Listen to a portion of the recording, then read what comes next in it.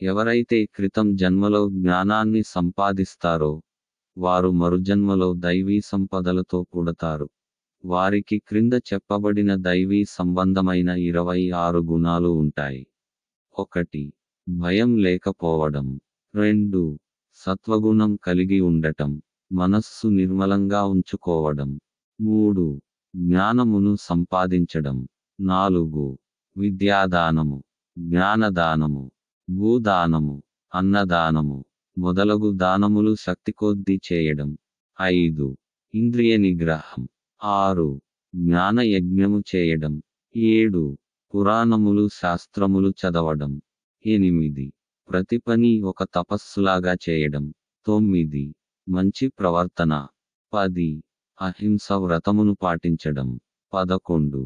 సత్యము పలకడం. 12. కోపము విడిచిపెట్టడం. 13. దుర్గుణములను త్యాగము చేయడం. 14. ప్రశాంతంగా ఉండటం. 15. ఇతరులను విమర్శించకుండా ఉండటం. 16. భూతదయ కలిగి ఉండటం. 17. ఇంద్రియలోలత్వం స్త్రీలోలత్వము లేకుండా ఉండటం. 18.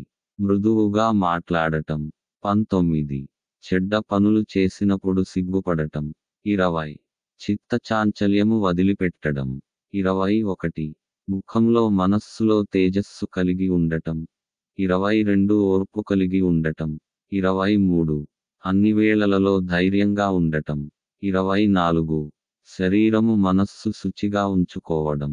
25. ద్రోహబుద్ధి లేకుండా ఉండటం. 26. స్వాభిమానము వదిలిపెట్టడం. ఈ గుణములను దైవీ సంపదగా పరిగణించారు.